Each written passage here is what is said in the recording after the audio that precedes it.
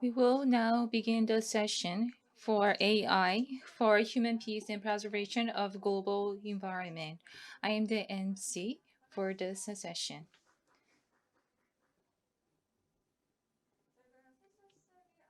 Before we begin, I would like to introduce you the moderator of this session. Professor Kim Jong-hwa is currently working at the Cheju Halla University as a professor of intelligence systems and engineering. He also working on the various research projects in this regard. And let me pass the microphone to our moderator of this session. Please give him a big round of applause. Introducing. So very welcome to our session. Our session is about artificial intelligence for human peace and preservation of global environments. Actually, the term artificial intelligence, AI, invokes hope and fear at the same time. AI is a hope because AI will help us solve many challenges like um, global climate change, healthcare, or autonomous driving, and so forth. But AI would be fear if AI will become smarter than human beings and see humankind as a threat needing to be eradicated. So, for example, so it is still hard to predict whether AI will be peacefully coexisting with us humans, or it will be used, or it will be exploited in a destructive way, as the concerns of pessimists are speaking about dystopia. So what you're going to do today in this session is to discuss how AI should evolve in future for human peace and preservation of global environment, and how to establish cross-border cooperation and AI governance for that. So we have here three experts who um, will be discussing and presenting today. First, Professor Dr. Elisabeth Andre from the University Augsburg, Germany, and she is attending digital via internet. And she'll give a keynote presentation on the topic of our session. And near me, so we have two panelists are invited here. Presents Mr. Beck In's Director of AI Future Strategy Center.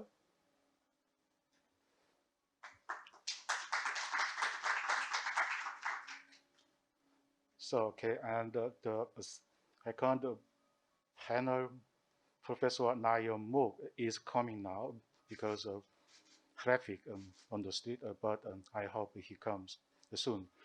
So, it's a great pleasure for me to introduce our keynote speaker, Professor Dr. Elizabeth Andre, is going to talk about artificial intelligence and democracy.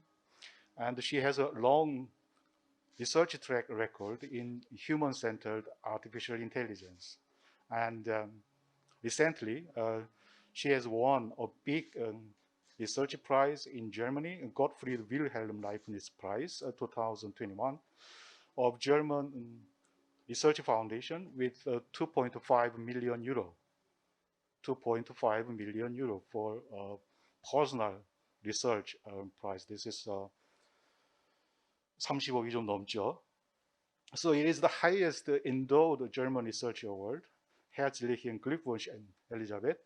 And she is an elected member of Leopoldina and a fellow of European Coordinating Committee for Artificial Intelligence And Professor Andre is named one of the 10 most influential figures in history of AI in Germany. Ladies and gentlemen, please welcome Professor Dr. Elizabeth Andre.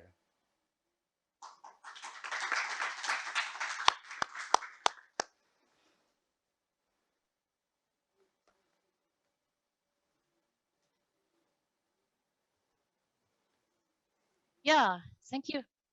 Thank you very much for the kind introduction. It's an honor to be here and present my work.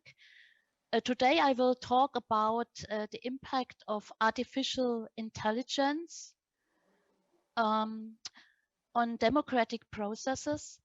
Due to recent developments in the area of artificial intelligence, the democratic public has fundamentally changed.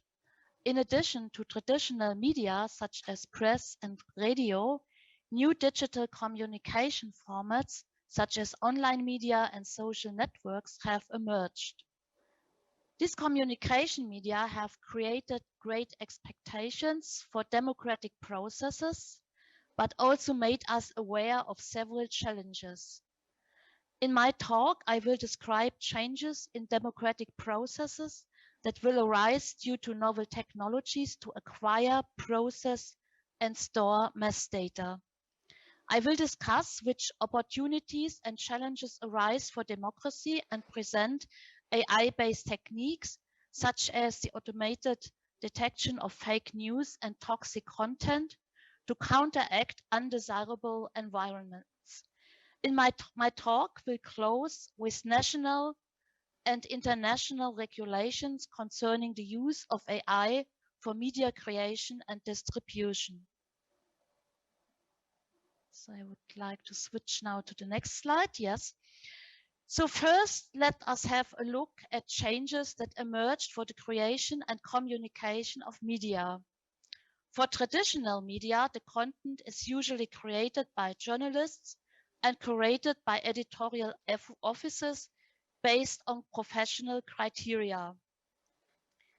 AI-based forms of communication use data about people's demographics, preferences, and so on to segment them into small groups for targeting information. This process is called micro-targeting. Micro-targeting refers to selecting personalized content by AI-based algorithms and techniques to direct the viewer's attention to specific content. In some cases, AI-based algorithms even entirely create the content. A side effect of this development is the intended or unintended creation of fake news.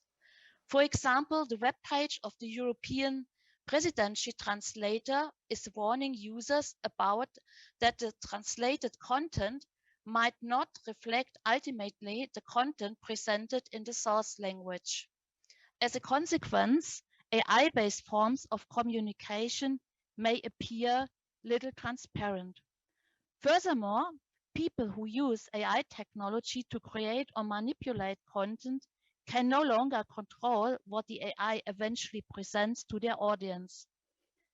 And finally, it's no longer clear who is responsible for the content created, the developer of the AI algorithms, the organization who provided the data, the people donating the data, or the company who used AI-based media creation. How people and organizations collect and use data for advertisement and otherwise is a largely unregulated arena for market activity. The economic power of platforms has been widely discussed. Concerns have been expressed regarding the exclusion of competitors and the manipulation of customers.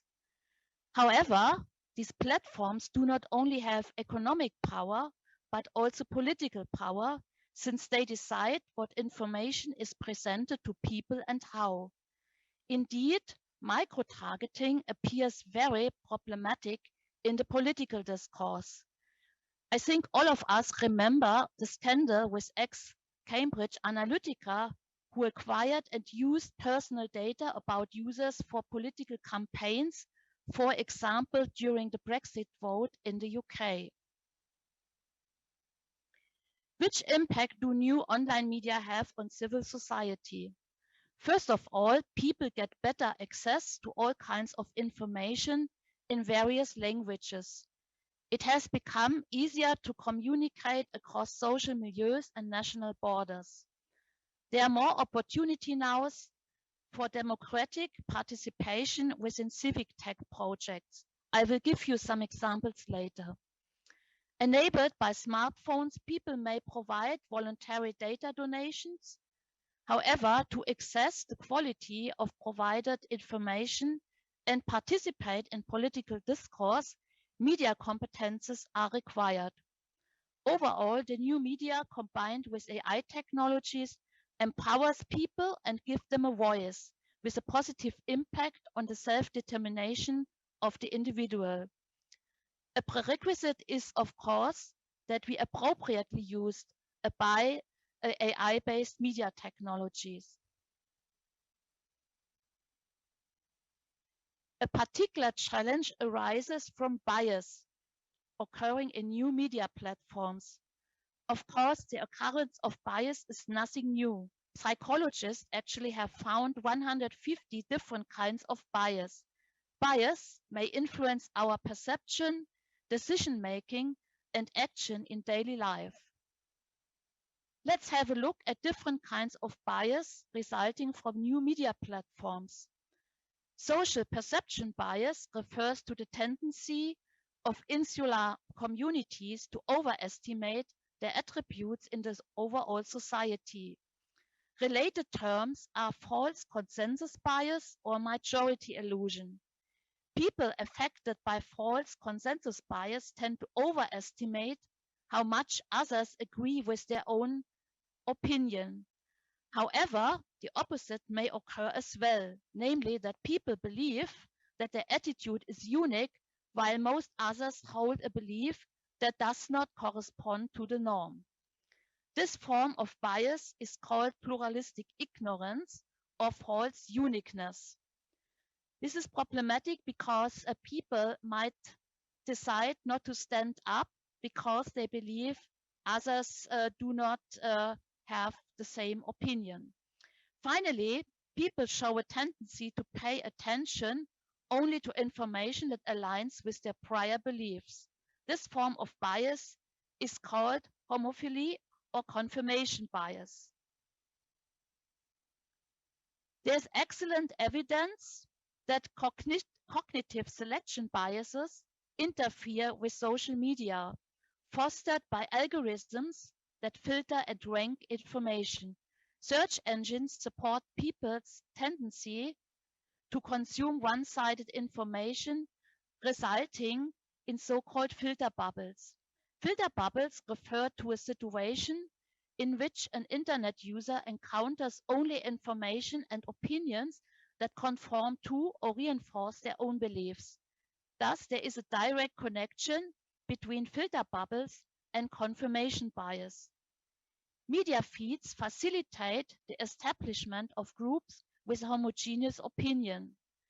As a result, people obtain positive social feedback from members of their group, which hardens their position. As a consequence, so-called echo chambers emerge. There is a direct connection between echo chambers and social perception bias. Overall, bias resulting from social media use amplifies several undesirable phenomena, such as the radicalization of extreme positions, the spread of misinformation, and the distortion of decisions. While AI-based media create some challenges, they also help mitigate problems resulting from human-generated and AI-generated material. The community has organized several international challenges where research groups compete to find the best algorithms for detecting abusive language, bias, and fake news. You can see here part of the web page with information on the deep fake detection challenge. In this context, it's very important to note that AI technologies might have amplified problems resulting from AI-generated media. However, AI technologies might fight human-generated hate speech and fake news as well. So the problems we have do not just, of course, result from the use of AI technology. So we also have, of course, hate speech, fake news generated by humans, and AI can help to mitigate them. Many tools use machine learning models to rate the toxicity in articles. Some newspapers have successfully used such tools to spot abusive language in their comments section. For example, the New York Times could only moderate 10% of their comments because there was a large percentage of actually hate speech. However, after using an app for detecting toxic content, they could triple the number of articles offering comments. And so this process actually contributes to a better democracy. However, some studies have also shown that abusive language models tend to be biased towards identity words of a particular group of people. Mentioning such a group in an article increases the likelihood that the article is classified as hate speech. The same goes for particular dialects such as Afro-American. As a consequence, minority populations are excluded from political discourse and thus treated in an unfair manner. Current research, therefore, focuses on techniques to increase hate speech detectors' transparency and debias the recognition algorithms. Artificial intelligence offers many promises to democratic processes. Sensor technologies and data analysis enable us to provide information that is relevant to democratic decision-making processes instantly. Online encyclopedias, such as Wikipedia, support a better education of people. Translation services support the retrieval of information independent of the source language.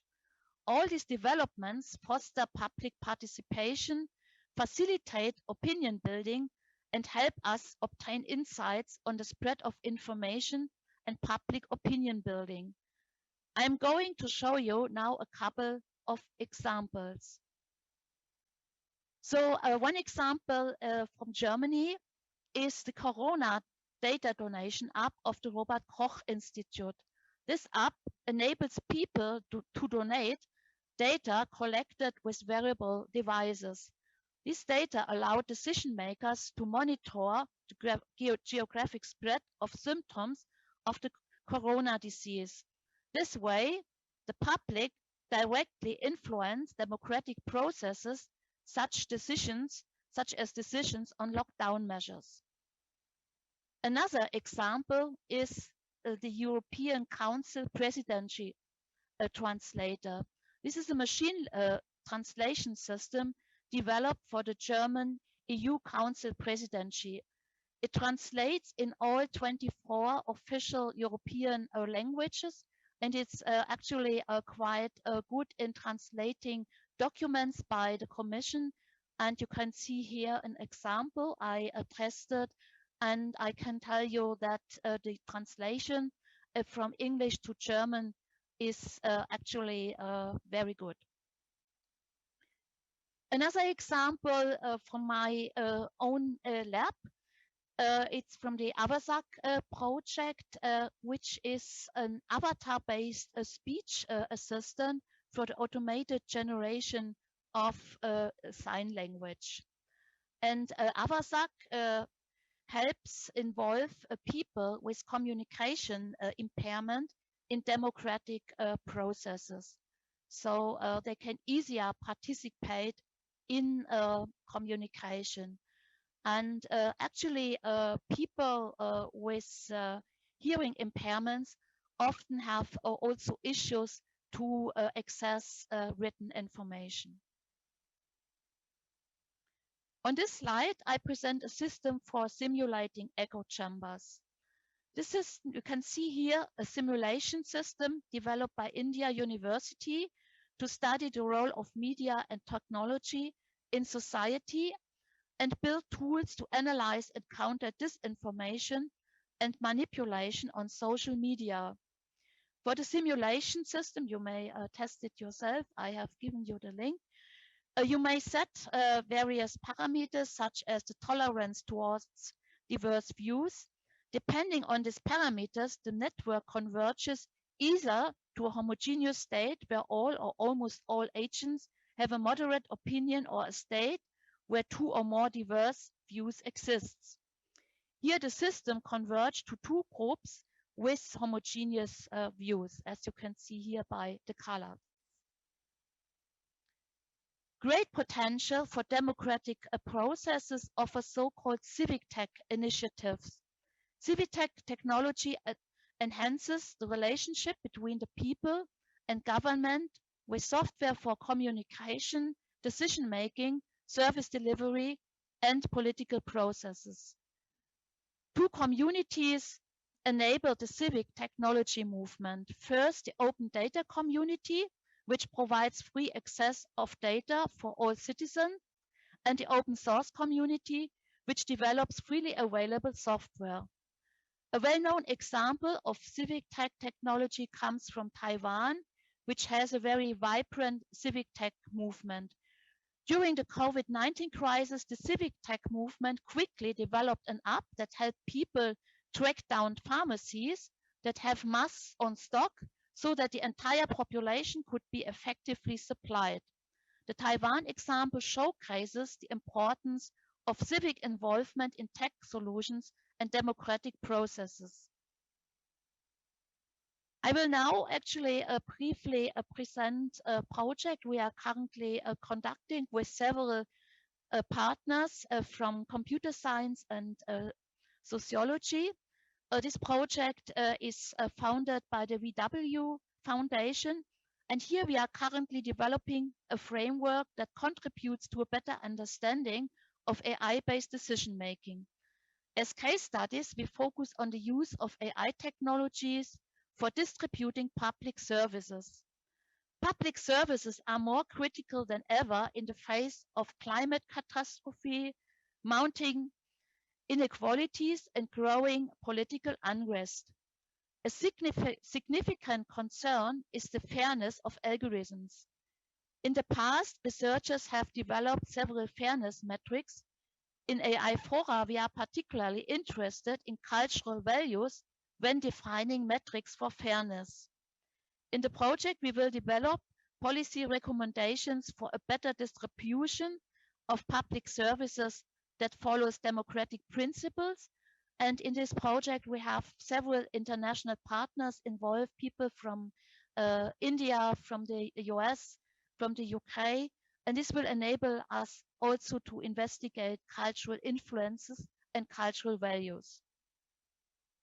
In my talk, I have discussed which opportunities and risks arise for democracy using AI technologies.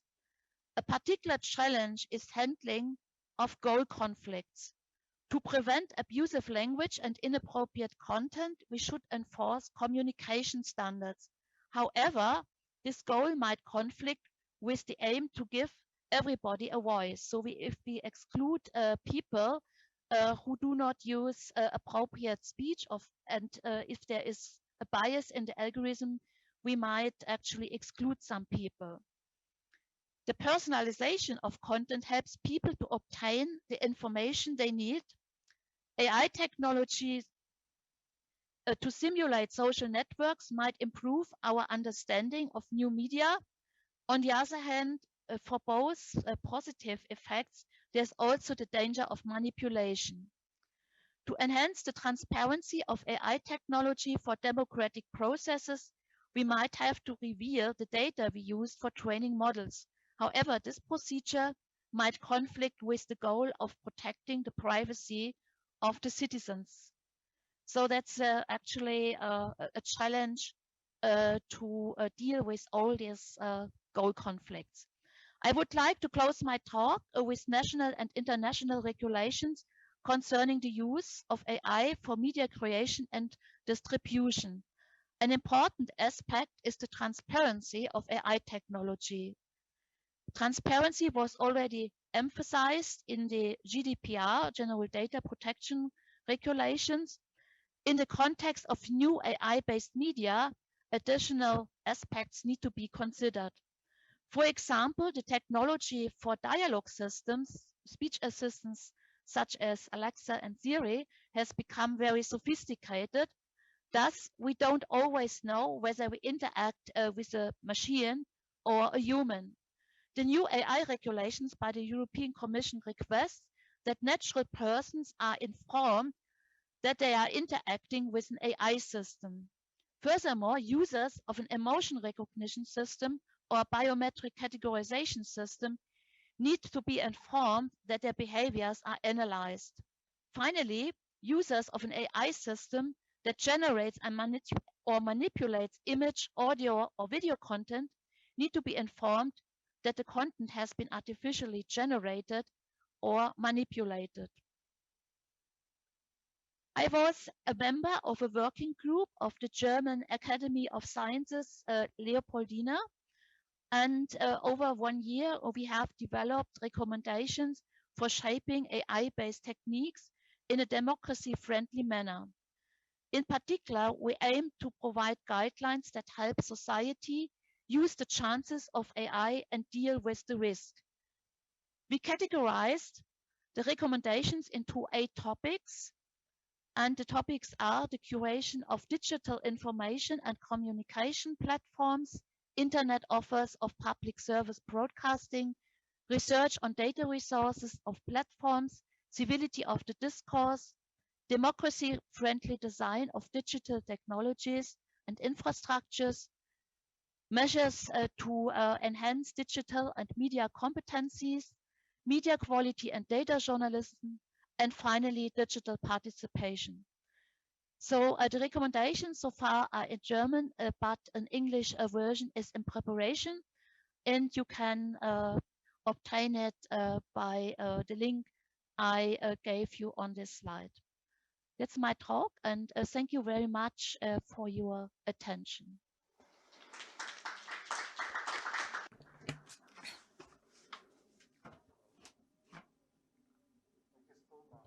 For your informative presentation, Elizabeth. And next talk is from our panelist, Baek-in Soo. He is a research director of the AI Future Strategy Center at NIA Korea.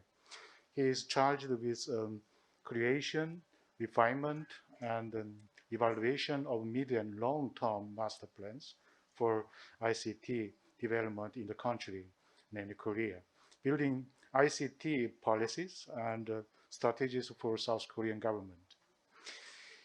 He is going to talk about Korea's trustworthy AI strategy. Please welcome. 네, 안녕하십니까. 방금 소개 Hello, everyone. I am the Baek-in Soo from NIA. My title for the session is Save AI for World Peace Through Korea's Trustworthy AI Strategy. As our previous the presenter have mentioned, the AI is spreading out all our industries. And due to this widespread of AI, we are also experiencing the unintended consequences of it. In year 2009, Korea has established AI-related the government policies. But recently, we have stepped up to build the trustworthy strategy, which encompasses both the challenges that AI possesses and how we can better improve the potential of AI. So we are doing so to make it more appropriate for the social use. And then we also found out that there are prerequisites to it. And in the Europe, that perceives AI has some kind of the challenges as well to human world, so that the EU and the United States are also came up with various policies to tackle to solve the problems regarding the credibility of AI. In Korea, we we thought that AI policies should be in line, should accommodate the ideas of the ethics, so that that's why the Korea's AI policies are in line with ethics guidelines and standards, and then we also are building on various the policies that makes the AI more trustworthy.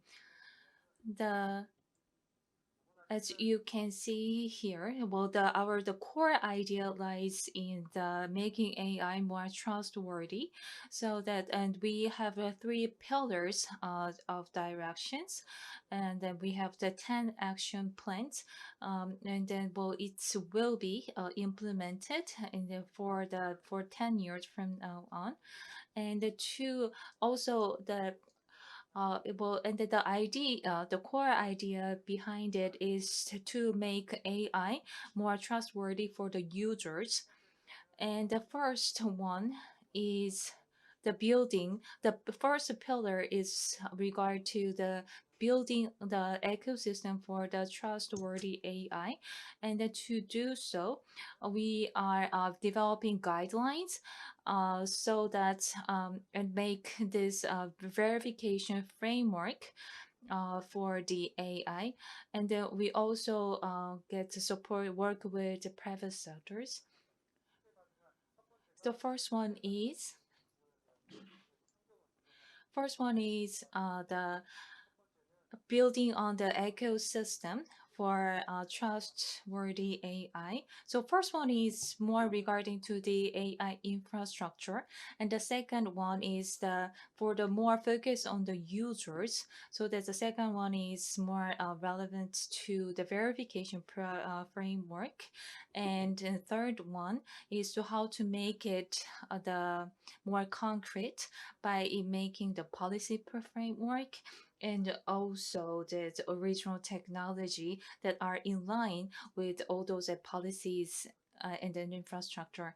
The first one is, as I mentioned, is more relevant to the infrastructure building, and a second is related to the assessment review, and the third one is a policy related. And fourth one, we are to spread the public awareness on the wholesome AI throughout the society. And to do so, we are going to strengthen the AI ethics education. And then this, the education, the learners would be not only the researchers but the developers, but also the general public. And then we would to make it more thorough, we would make the checklist by topic, so that for the ethical compliance of for the self check. And then this kind of the policy building, it cannot be done by the government itself. So it needs collaborations by the various sectors, so that we will make a policy platform that in line with AI ethics. And the chat bot, well, we would like to give you some of the cases of the some cases, and the one cases is the chatbot incident. whatever that case. And through this incident, we thought that making the standards for the standards and the infrastructure for the trustworthy AI is very important. And we are not at the level. I'm not at the level to say that the kind of ideas that we were the designs that we have come up so far would 100% solve all those problems regarding to AI. But since it encompasses a lot of stakeholders, by educating them and then but it's meaningful because it is the first of its kind regarding to the AI, the building of the a trustworthy AI strategy. And the AI is it's in the process of involvement, so that as AI evolves and the process, the user from the user side and the developer side or the policymakers should all come together to deal with it, so that in the end we can come up with a trustworthy AI for everyone, so that for not only for the users but for the developers, and we need more participation of everyone uh, related. Thank you very much. So, and next talk is from Professor Na Yun Mook. He's going to talk about AI and peace of mankind and the sustainable Earth. Professor Na has long research track on the database and artificial intelligence, and he is the president of Korean Institute of Information Scientists and Engineers and the president of Software University Alliance. He is also technical committee chair of Green Data Center Certification Committee. Please welcome Professor Na.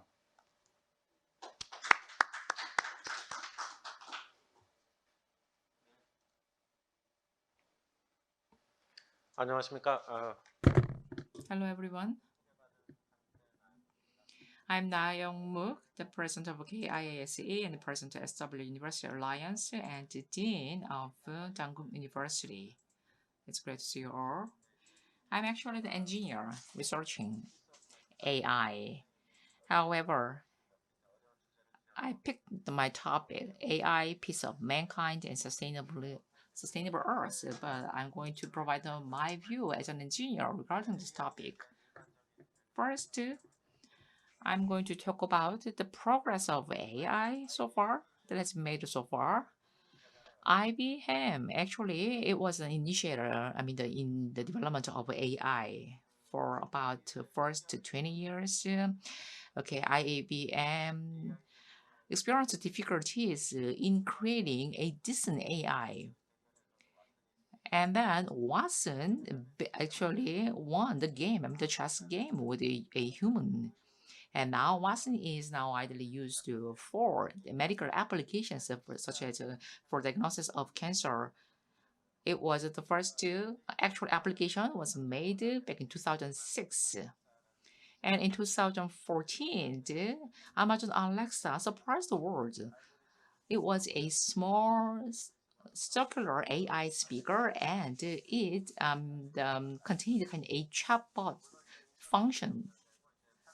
So Alexa providing information on the weather forecast, and it can also communicate. It could also communicate with the users.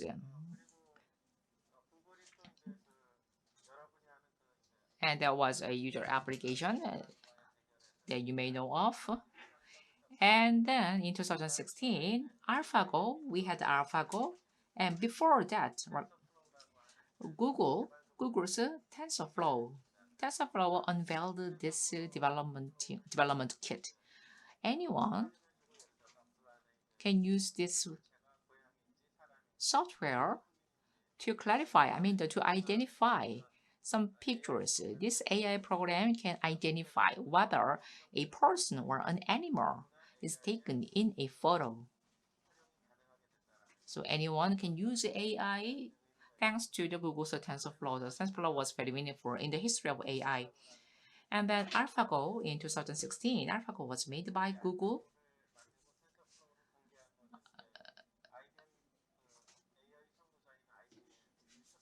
Google made the TensorFlow and AlphaGo to beat IBM Watson. And in 2018, Google also unveiled the Duplex, which was significant in the history of AI development. It was an AI assistant. It provided services such as kind of reservation of a restaurant or other services. On the other side, actually, it was a Turing test. It passed the Turing test. The Turing test means that the general people cannot figure out whether the voice comes from a machine or a actual human being. That's a Turing test.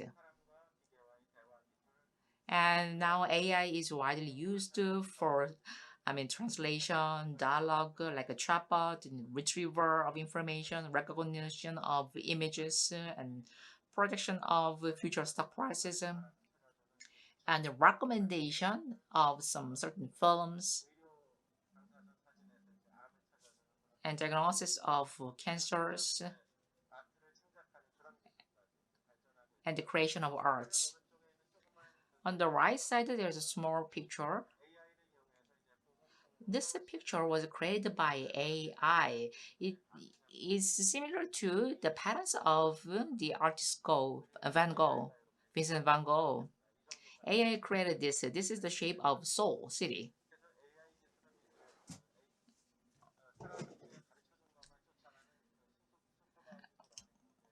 From supervised learning mode, now AI has some common sense, just like human beings. That's the main topic now.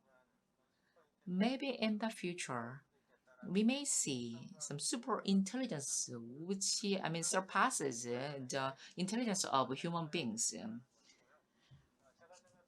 So some raise some concerns over this super intelligence of AI.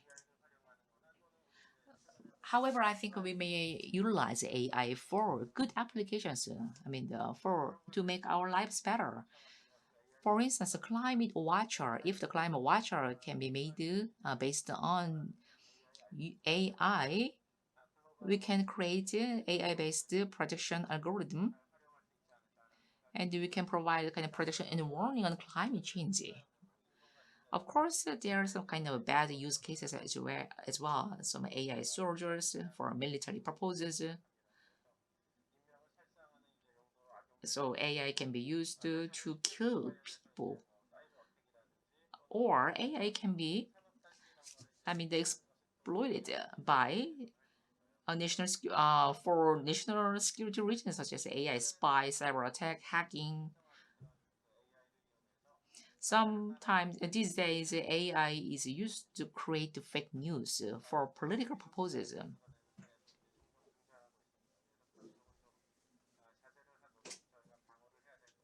So we should limit this kind of applications, this kind of uses of AI.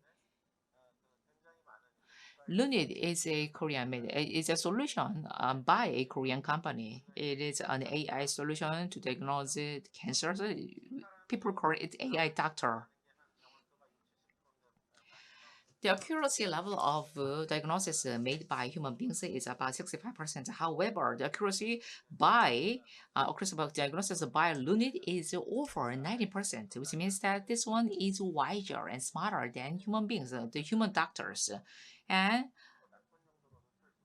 the other picture is from the Boston Dynamics. The Boston Dynamics, like this one, you can utilize robots, AI-based robots for our life. I used this diagram for a climate conference in the EU zone. Okay, this diagram is from the UN.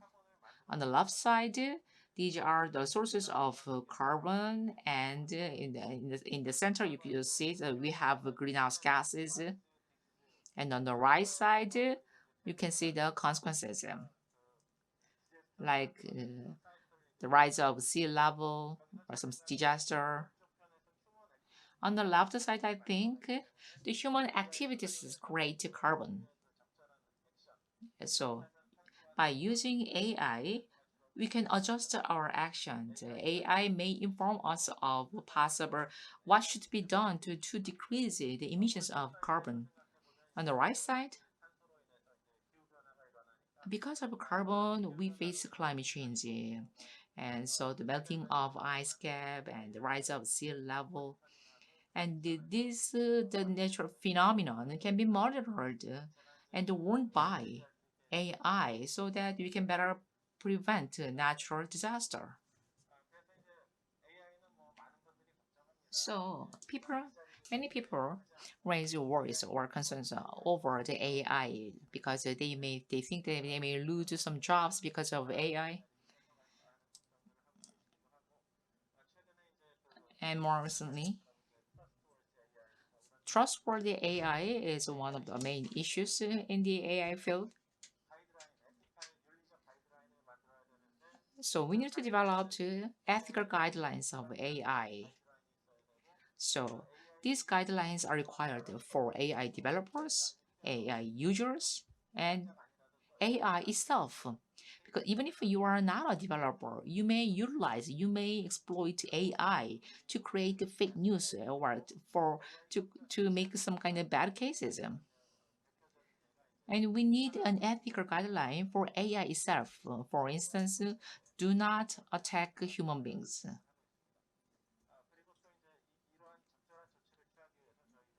To take this kind of the proper measures, we need to enhance and strengthen the international cooperation to prevent the misuse of AI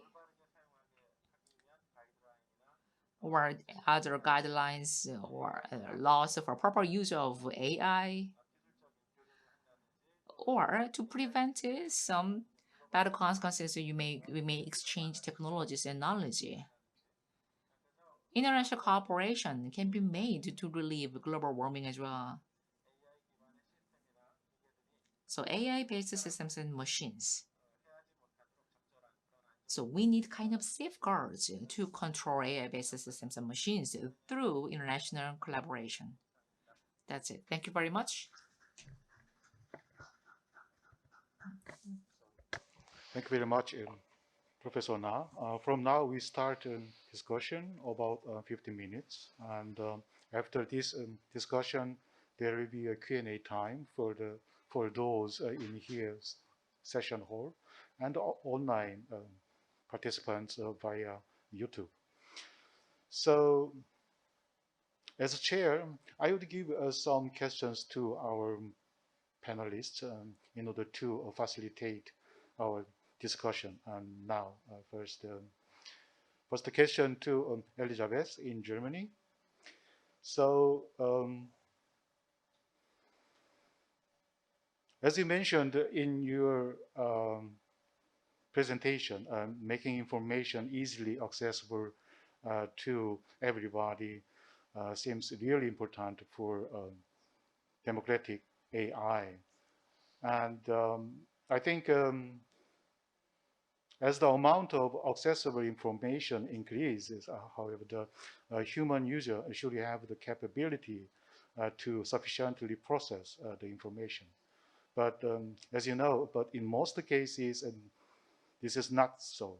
And on the other hand, it is conceivable that AI collects and pre-processes maybe only the necessary information for a certain individual and provides in a customized way, namely a personalized way.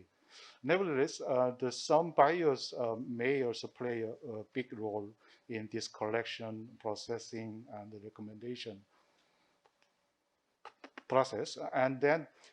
But the effect in this case will be even more negative and decisive than in previous case.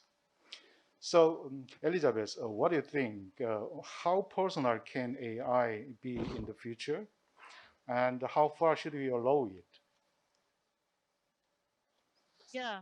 Uh, Actually, I think it would be desirable to have a strong degree of personalization. For example, imagine a robot in the user's household that adjusts to to the user's preferences and needs, and maybe even changes while the user grows older, or there might be some time where the user is sick and the robot temporarily adjusts to some temporary impairments. But the key is, of course, that the personalization is under the user's control.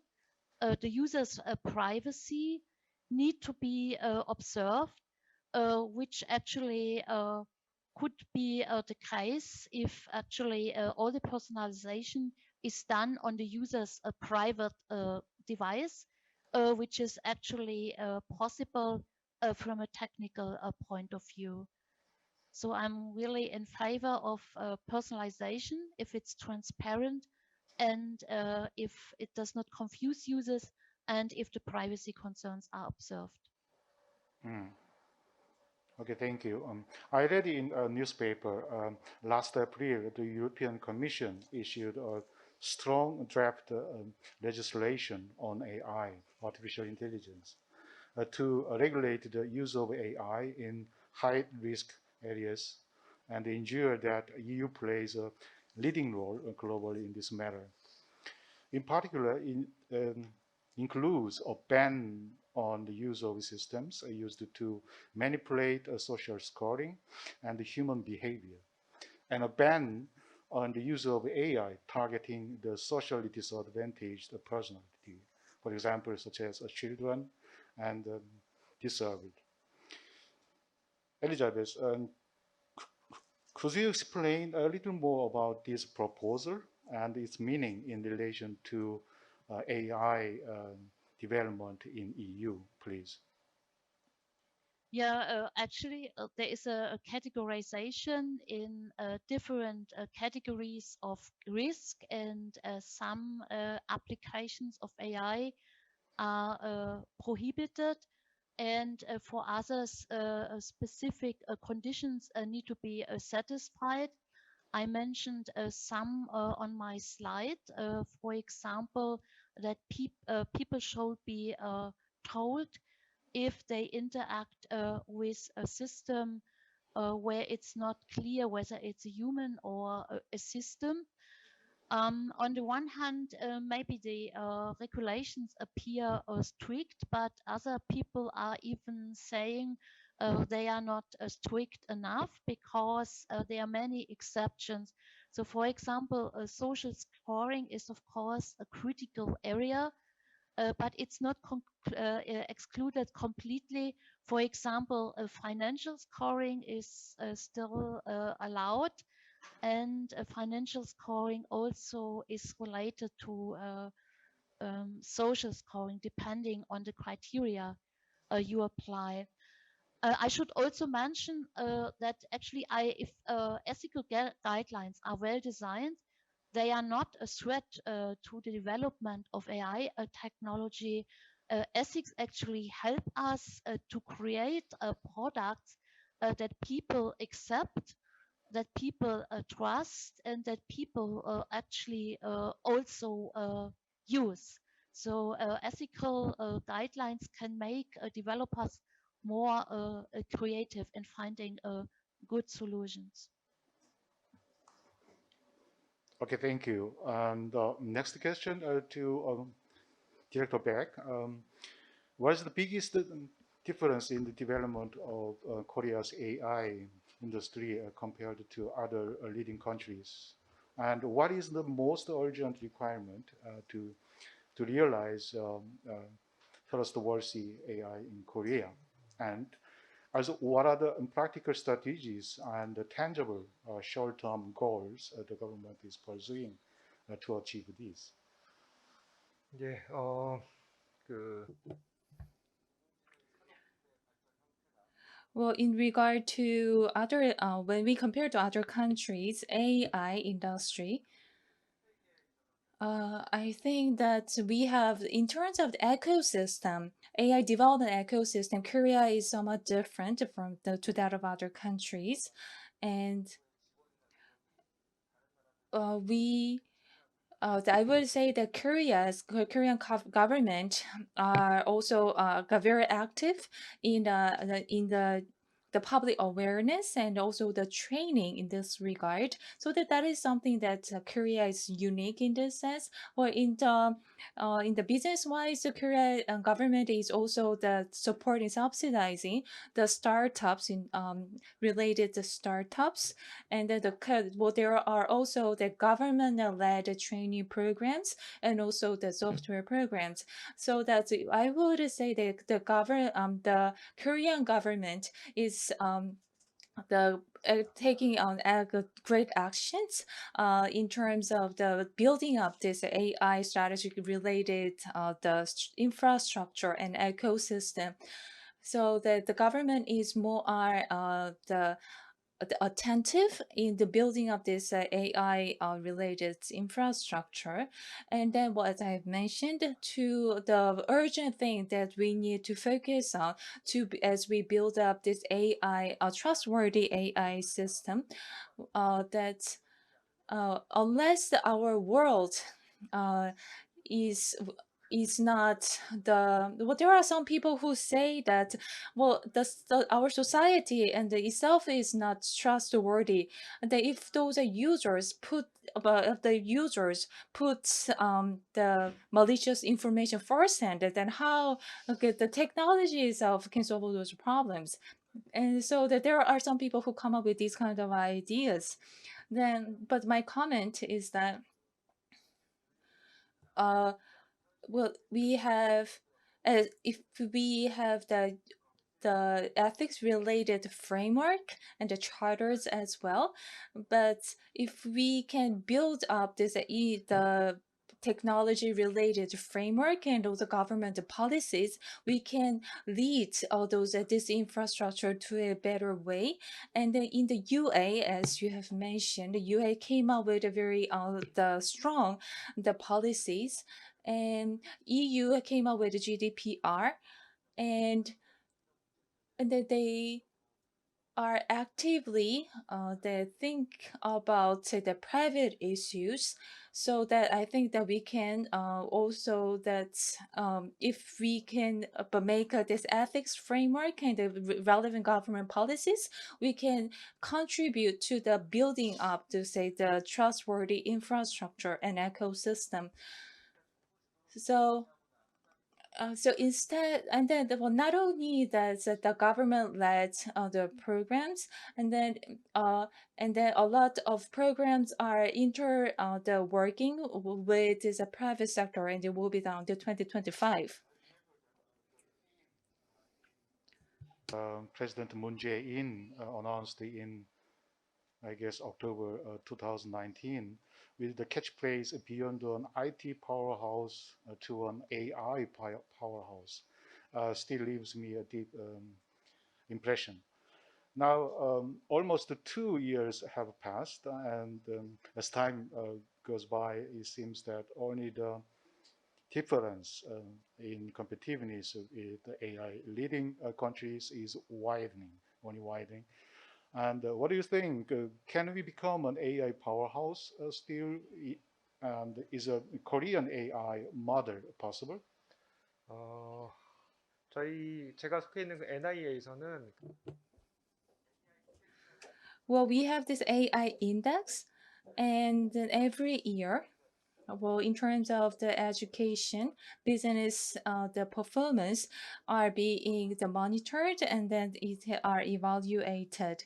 And as you mentioned, uh, can we can evaluate the educate the levels in this regard, and in comparison to other developed countries, we are somehow behind them in the AI strategies. But in terms of the education or medical sectors, well, we have came up with very successful and the improvement.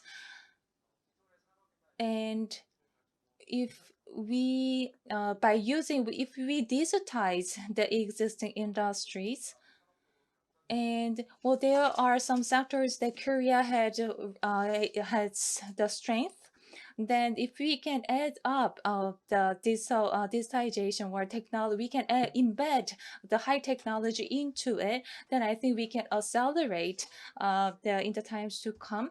And that is, I'm sure, I think that we can also build up our own unique model. One more question. The last question goes to Professor Na. As you mentioned about carbon emission, we hope that AI is a solver of environmental problems like climate change. But what we always overlook is the fact that AI is the main cause of the environmental problems at the same time. In fact, it has it turned out that training large-scale artificial intelligence models, for example, artificial neural networks, produces five times more carbon emissions than the average American car emits over its lifetime. In other words, the more AI is used, the more powerful computer and more energy, and automatically more carbon emissions are inevitable. Could you give me, us some examples? What kind of efforts are AI researchers making for such kind of green AI, and what are the recent achievement of this, please? 네, AI가 하여튼 저희한테 여러 가지 이제 So AI provides us some advantages. However, yes, there are some disadvantages caused by AI. It requires supercomputing power, right? 거꾸로 이제 제가 생각해 볼 때 AI가 갑자기 이제 최근에 들어서 이제 발전하게 된 AI made a dramatic development more recently 알고리즘보다는 because not because of AI algorithm, 발전했다라고 but because of the computing power, advancement of computing power. AI 알고리즘이 있긴 있었지만 Okay, in the 1980s, we had an AI algorithm. However, it took about more than 20 years to realize the algorithm because we have a GPU and we have a great server and we have cloud-based computer system. So in the past, it took about 10 to 20 years. However, the AlphaGo algorithm, it can process the information within seconds because of the multi-core processor. That is why we are seeing commercialization of AI. NVIDIA, the GPU maker. GPU is a general purpose graphic purpose unit. It replaced the role of CPU. NVIDIA is one of the top global tech companies. It is a US company, and there is a huge demand for the GPU, and now NVIDIA can almost beat Intel in terms of market capitalization. So in the data center, when we install the computer server, the capacity is about 2,000 watts for each rack. In each rack, there are about 40 servers in a rack. And those 40 servers use about 2,000 kilowatts. The AI server with the GPU,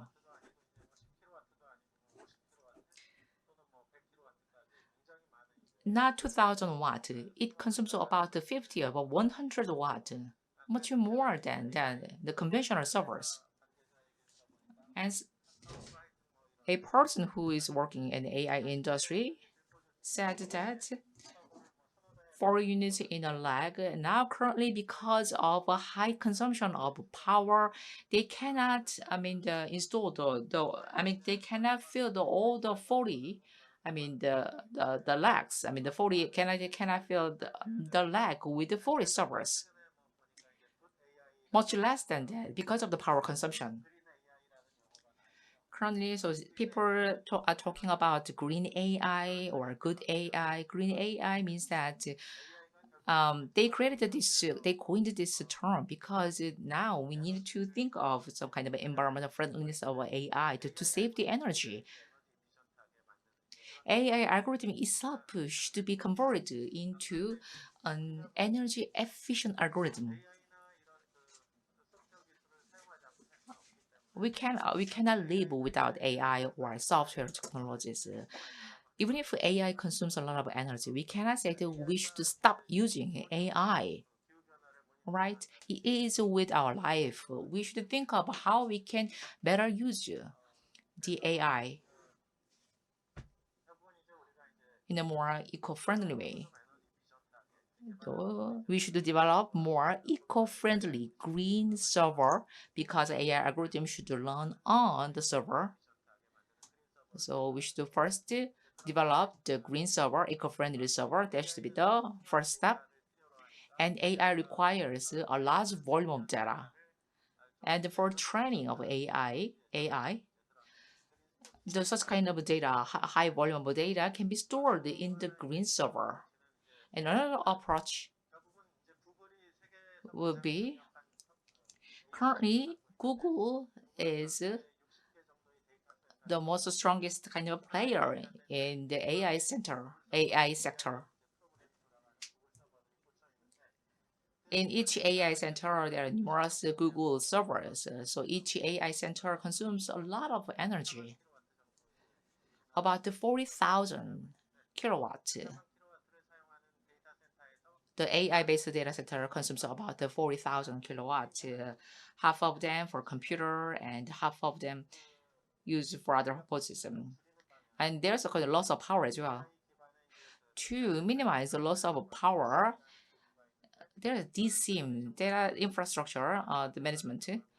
Currently, the government is trying to develop the smart DSIM to monitor the consumption of the energy of each data center to reduce the power consumption about by 30%.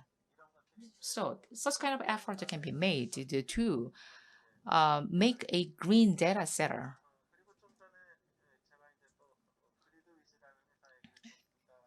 And here's a company called Gridwiz. This company tries to save the energy to make contributions to make contribution to the climate change. Regarding the energy consumption, the CEO talked about the Jeju Island. It was a very interesting story. We have wind farms and the renewable energy kind of power plant here in Jeju Island. The problem is that the energy consumption pattern, people here, residents here, they consume some more energy than at night than during the day. So the energy out of the solar power generator, they have so loss of energy because they do not need to use such kind of abundant energy from the solar cells. So by using AI, the generation volume data, energy data, consumption data can be accumulated, which we call energy data lake. And this energy data lake can be learned by an AI algorithm to optimize the use of energy. It is called the DR, demand response, which means that the most efficient management of energy. So we manage the energy data using AI to minimize the loss of the energy. That way we can save the cost. So by proper management of energy data, we can save a large amount of data. We can save the energy which would require the power generation from the conventional coal power plant. That is a business model of this company called Green Weeds, and this company helps some other organizations to save the energy with this new technology AI. we can save energy, we can better use of the energy using AI. And one of the issues in the data center is RE100. At the end of the day, we need servers at the data center for operation of AI. RE100 means that we are going to use 100% renewable energy for operation of AI. We have a long way to go, for Korean government. However, Google, now ESG is one of the key words in the industry, environment, society, and governance. So ESG management culture is spread widely, rapidly across the world. So in the past, when we talk about the energy data centers to be more efficient in terms of use of energy, however, now the companies around the world, they are paying attention to this. 10 megawatt, about 100,000 data centers will be newly established, and then those centers, they have a goal of RE100 to use 100% of renewable energy. So renewable energy, of course, it is eco-friendly. It does not produce carbon. So with this kind of private sector businesses, we can better use of AI. Thank you. Explanation. Now we'll take a question from the audience here in the session hall. Please just raise your hand if you have a question, please. Any question? To panelists here or Elizabeth and Andre in Germany.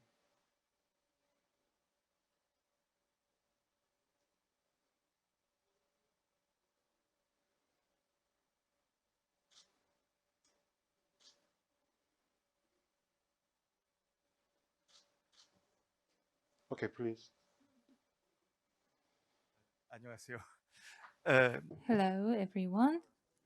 All of you, why do you consider AI in military as necessarily bad?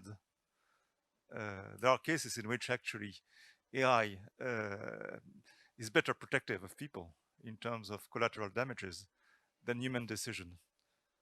Just a question.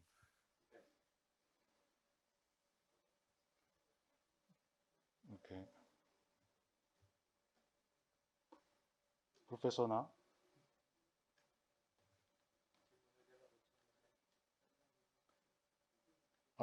지금 his question is about the AI application in military, right? And this could be a hot topic for AI future. And I think we can give some general opinion on the topic.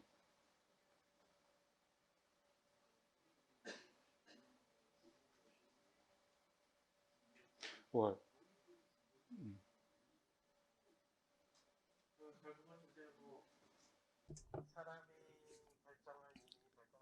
I think it depends on the people who uses the because it is up to human beings whether it uses for the malicious use or for the protection use.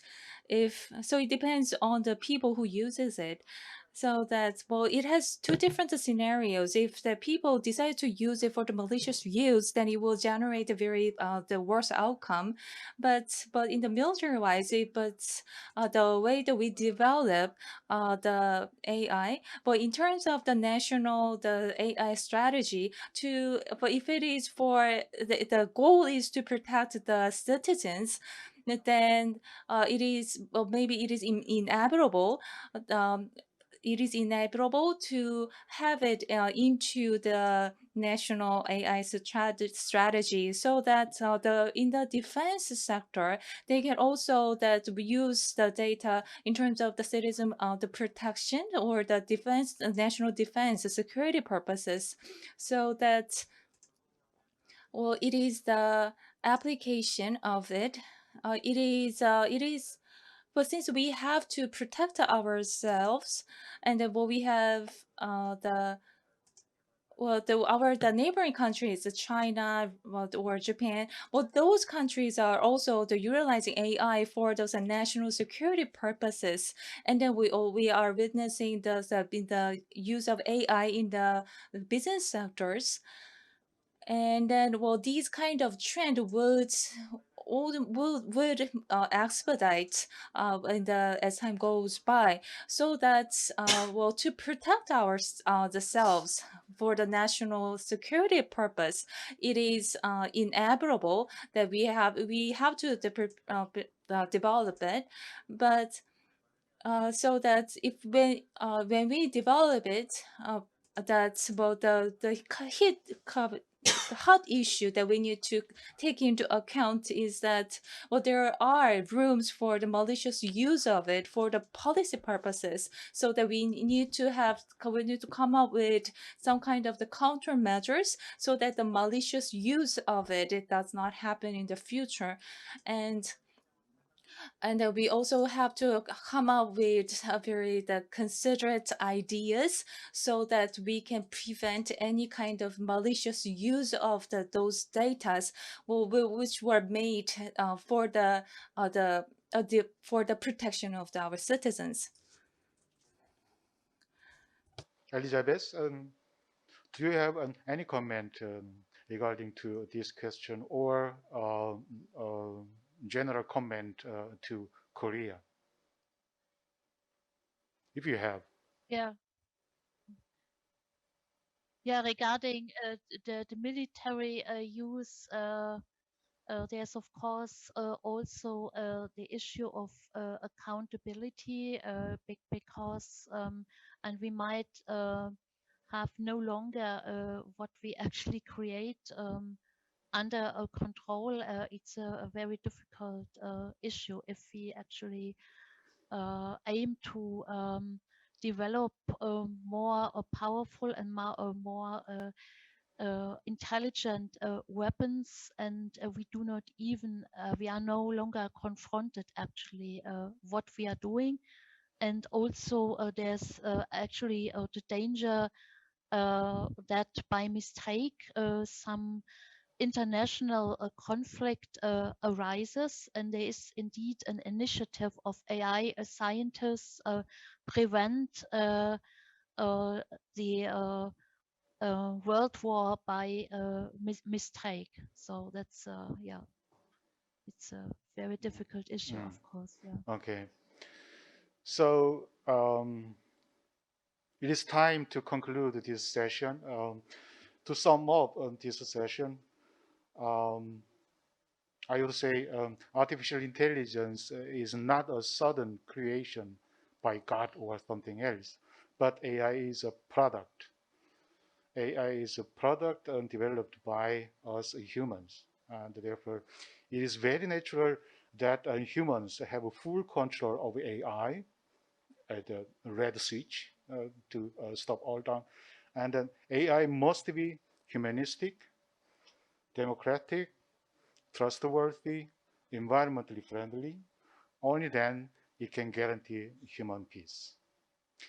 So a big thanks to all participants here and panelists attended today's this session, Professor Na and Director Beck, and to Germany. Vielen herzlichen Dank, Elisabeth, für dein Mitmachen. Es war ein großartiges Forum mit dir und schöne Grüße an Augsburg. So, vielen Dank. Dankeschön. And special thanks to my colleague, Professor Kim Shin-hyo, for his organizational efforts he did. And so we conclude this session. Thank you very much. 네, 다시 한번 수고해 주신 So let's give all our presenters a big round of applause once again.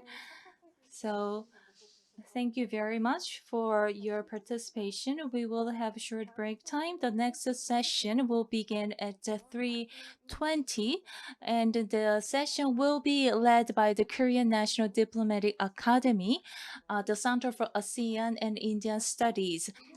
So thank you very much for attending this session, AI for Human Peace and Preservation of Global Environment. See you soon again.